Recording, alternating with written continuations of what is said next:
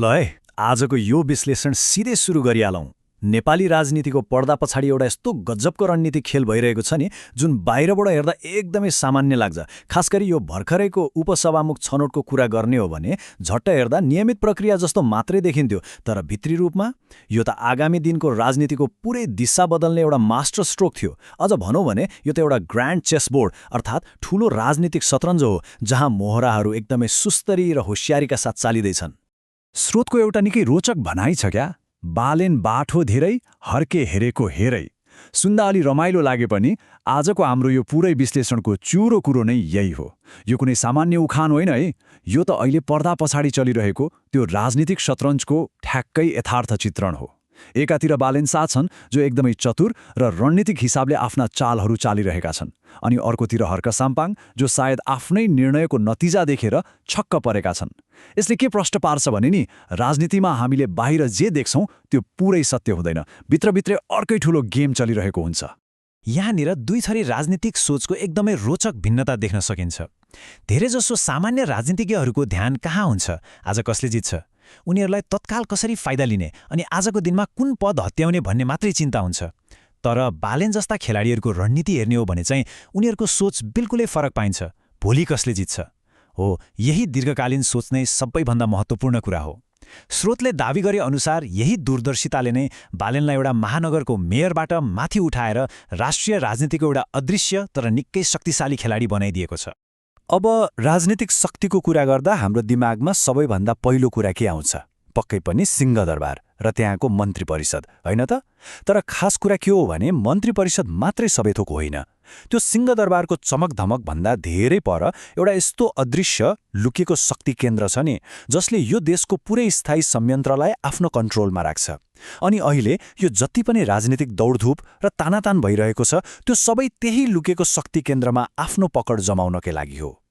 अनि त्यो लुकेको शक्ति केन्द्र हो संवैधानिक परिषद। अब यो किन यति धेरै पावरफुल छ त? किनभने यसले अख्तियार दुरुपयोग अनुसन्धान आयोग, निर्वाचन आयोग, महालेखा परीक्षक र लोकसेवा आयोग जस्ता देशका सबैभन्दा कोर संवैधानिक निकायका प्रमुखहरू नियुक्त गर्छ। जोसँग यो परिषदमा बहुमत पुग्छ नि, उसले राज्यको स्थायी संयन्त्रमा लामो समयसम्म आफ्नो प्रभाव छोड्न सक्छ। त्यसैले त एउटा सामान्य जस्तो लाग्ने उपसभामुख पदको लागि यत्रो हानाहान हुनुको मुख्य कारण यही संवैधानिक परिषदको मिटिङमा आफ्नो कुर्सी र भोट सुरक्षित गर्नु हो। ल, यो परिषदको अलिकति भित्री गणितलाई बुझौँ है। यसमा जम्मा 6 जना हुन्छन्। अध्यक्ष हुन्छन् प्रधानमन्त्री, त्यसपछि सभामुखको रूपमा रासोपाका डीपी अर्याल, राष्ट्रिय सभा अध्यक्ष माओवादीका नारायण प्रसाद दाहाल अनि प्रधान न्यायाधीश र विपक्षी दलको नेता कङ्ग्रेसका भीष्मराज आङदेम्बे। यहाँ दलहरू र तटस्थ व्यक्तिहरूको एउटा सन्तुलन छ। अब विचार गरौँ त, यहाँनिर खाली रहेको वा भनौँ सबैभन्दा निर्णायक भूमिका खेल्ने अन्तिम सदस्य को हो? उपसभामुख। यो गणितले के देखाउँछ भने नि, यो 6 जनाको समितिमा उपसभामुखको कुर्सी जसले हात पार्यो, निर्णय प्रक्रियामा ऊ एउटा किङ मेकर बन्न सक्छ। एउटै भोटले पुरै पावर डाइनामिक्स पल्टिन सक्छ। हो, ठ्याक्कै त्यही निर्णायक भोट आफ्नो पक्षमा पार्नको लागि नै बालेनको राजनीतिक गणित सुरु हुन्छ।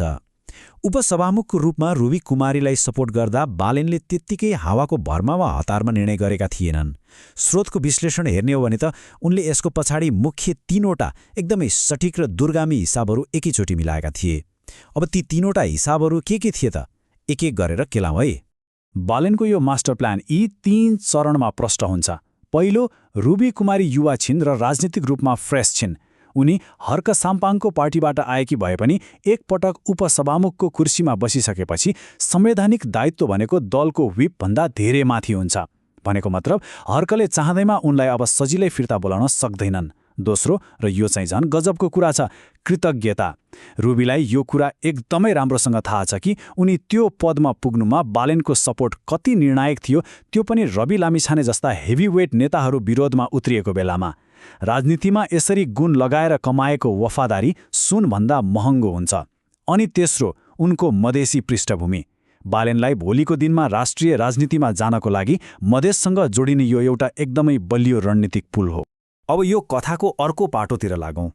यो पुरै खेलमा एउटा गजबको अन्जान उपहार पनि लुकेको छ क्या। हर्क साम्पाङले पक्कै पनि केन्द्रमा आफ्नै पार्टीको बलियो उपस्थिति होस् भनेर रुबी कुमारीलाई अगाडि सारेका थिए। उनको नियत सफा थियो, आफ्नो दलको एजेन्डा स्थापित गर्ने। तर राजनीतिमा कहिलेकाहीँ के हुन्छ भने हामी एउटा कुरा सोचेर तीर हान्छौँ, निशाना अर्कै ठाउँमा गएर लाग्छ। हर्कले पनि अन्जानमै यस्तो एउटा कदम चाले जसले घुमिफिरी उनलाई होइन सिधै बालेनलाई फाइदा पुग्यो। यसो हेरौँ त, हर्कको अपेक्षा के थियो? रुबी मार्फत श्रम संस्कृति पार्टीले केन्द्रमा आफ्नो एउटा दरिलो प्रतिनिधि पाउनेछ। तर यथार्थ बिल्कुल उल्टो भइदियो। वास्तविकतामा के भयो भने रुबी अब न त पूर्ण रूपमा श्रम संस्कृति पार्टीकी रहिन्, न त अरू कुनै दलकी। उनी त एउटा यस्तो स्वतन्त्र संवैधानिक पदाधिकारी बनिन् जसको सबैभन्दा ठूलो व्यक्तिगत र राजनीतिक झुकाव वा भनौँ ऋण बालेनप्रति छ। हर्कले आफ्नो मान्छे पठाउन खोजेका थिए, तर नजानिदो पाराले उनले बालेनको लागि एउटा विश्वासपात्र तयार गरिदिए। यो सबै घटनाक्रमले एउटै स्पष्ट निष्कर्ष निकाल्छ। बालेन शाह अब यो राजनीतिक शतरञ्जका मास्टर अर्थात् मुख्य खेलाडी बनिसकेका छन्। यी जति पनि भित्री चालहरू छन् नि, यसले बालेनको उदाउँदो राष्ट्रिय पहिचानलाई छर्लङ्ग पार्छ। उनी अब काठमाडौँ महानगरपालिकाको एउटा मेयरमा मात्र सीमित रहेनन्। स्रोतको विश्लेषण मान्ने हो भने उनी त अब राष्ट्रिय राजनीतिको त्यो एकदमै जटिल गेम बुझ्ने र त्यसमा भित्रैदेखि प्रभाव पार्न सक्ने एउटा निकै परिपक्व खेलाडीको रूपमा स्थापित भइसकेका छन्।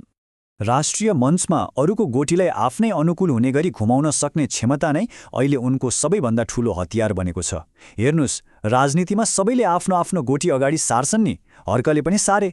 तर बालेनको सबैभन्दा ठूलो खुबी कहाँनिर देखियो भने उनले आफ्नो नयाँ गोटी खोज्दै गएनन्, बरु अरूले अगाडि सारेको गोटीलाई नै आफ्नो भोलिको रणनीतिको लागि मज्जाले प्रयोग गरिदिए।